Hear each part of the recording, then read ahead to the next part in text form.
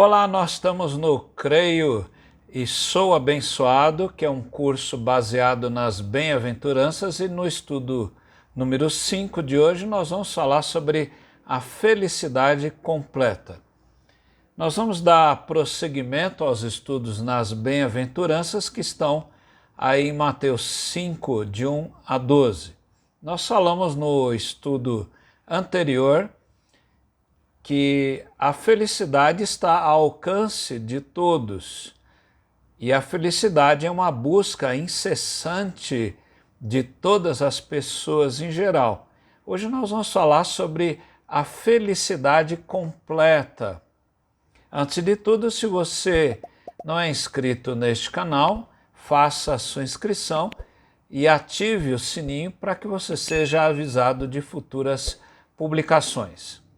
As bem-aventuranças, vista como uma característica daqueles que são abençoados, mostram como deve o cidadão do reino de Deus se portar.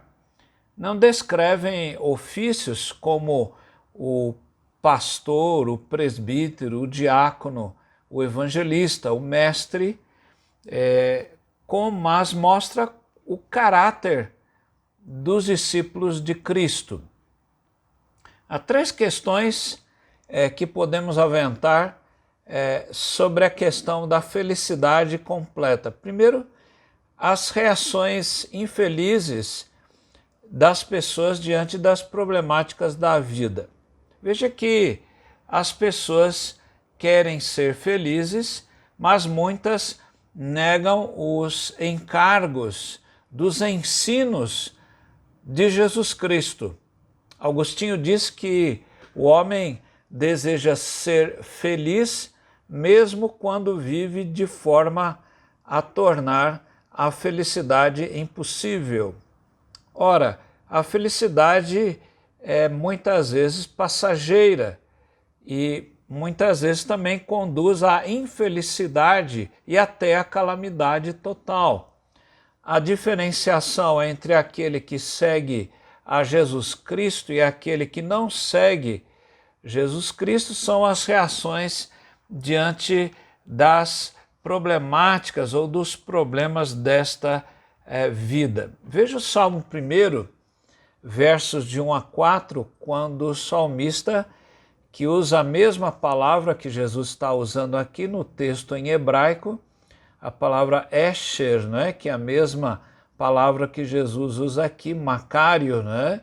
É interessante a gente observar o texto do Salmo, e o salmista diz: bem-aventurado, ou abençoado, ou feliz é aquele que não anda segundo o conselho dos ímpios, não se detém no caminho dos pecadores e não se assenta na roda dos escarnecedores. Ele não anda, ele não se detém e não se assenta, não é?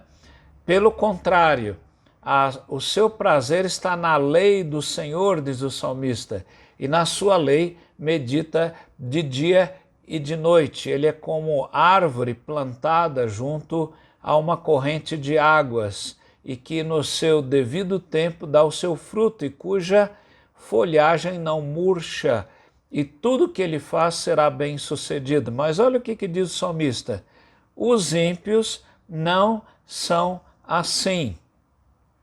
Então há uma diferenciação entre aquele que conhece a Deus e aquele que não conhece a Deus, entre aquele que já entregou o seu coração a Jesus e entre aquele que ainda não entregou o seu coração, entre aquele que já entregou talvez, mas ainda não pratica os princípios de Jesus Cristo. Não basta a pessoa somente crer, ela tem que ser fiel àquilo que ela crê no Senhor Jesus.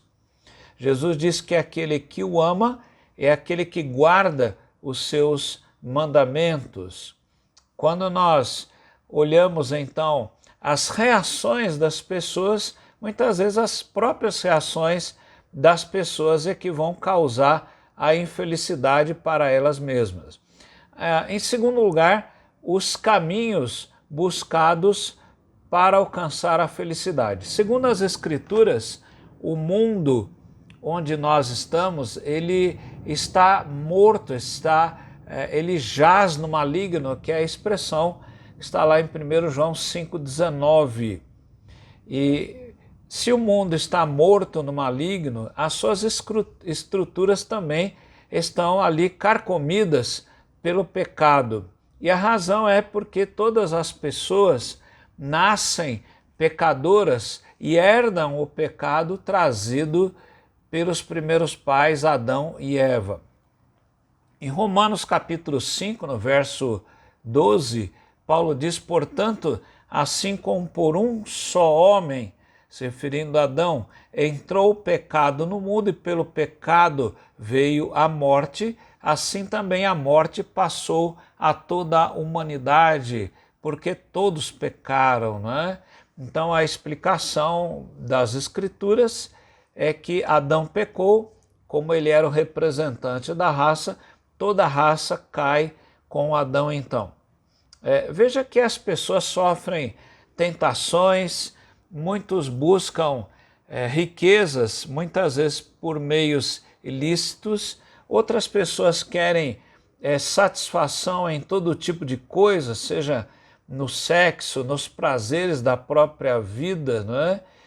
E fazem disso a razão do seu viver. Outros lutam por posição social, por publicidade nos meios da mídia, não é?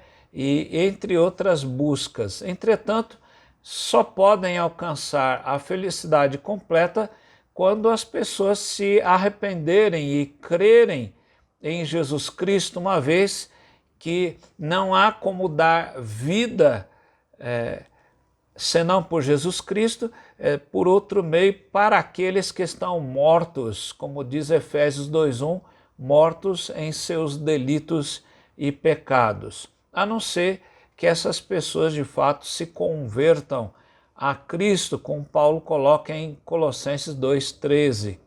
E ele diz, quando vocês estavam mortos nos seus pecados e na incircuncisão da carne, olha o que o texto diz, ele lhes deu vida juntamente com Cristo, perdoando todos os nossos pecados.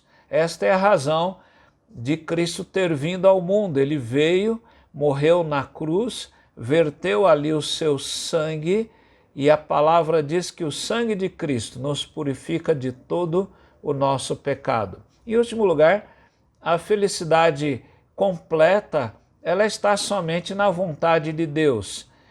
Por algumas razões. Primeiro, a vontade de Deus é perfeita. Romanos 12:2, Paulo diz, e não vivam conforme os padrões deste mundo, uma vez que o mundo está no maligno, então não vivam conforme os padrões deste mundo, mas deixem que Deus os transforme pela renovação da mente, para que possam experimentar qual é a boa, agradável e perfeita vontade de Deus. Ora, a vontade de Deus é que os seus discípulos, além de gozarem uma vontade perfeita, que sejam santos e fiéis, então, a Deus.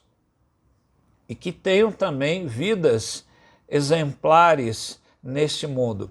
1 de Pedro, capítulo 2, versos 11 e 12, o apóstolo Pedro diz, amados, peço a vocês como peregrinos e forasteiros que são, que se abstenham das paixões carnais que fazem guerra contra a alma, tendo conduta exemplar no meio dos gentios, daqueles que não são cristãos, para que quando eles os acusarem de malfeitores, observando as boas obras que vocês praticam, glorifiquem a Deus no dia da visitação. Veja ainda que a vontade de Deus, ela é eterna. 1 João 2,17 diz, ora, o mundo passa bem como os seus desejos, mas olha o que ele diz, mas a vontade, aquele que faz a vontade de Deus permanece para sempre. Ora, o próprio Jesus disse ali quando disseram ao mestre: mestre, estão aí a tua mãe e os teus irmãos. E olha o que Jesus disse: portanto, aquele que fizer a vontade de Deus, esse é meu irmão, minha irmã e minha mãe. Olha que interessante isso. Veja que a felicidade completa está em Cristo, como C.S. Lewis afirmou. Deus não pode dar felicidade e paz à parte de si mesmo, pois tal coisa não existe. Thomas Brooks disse, para encerrarmos, o caminho da santidade que leva à felicidade é um caminho estreito. Há espaço suficiente apenas para um Deus santo e uma alma santa andarem juntos. Você quer uma felicidade completa? Então busque essa felicidade em Deus. Os prazeres dessa vida são apenas momentâneos. A felicidade completa, ela está inteiramente em Deus. Que Ele o abençoe a você e a sua casa. Amém.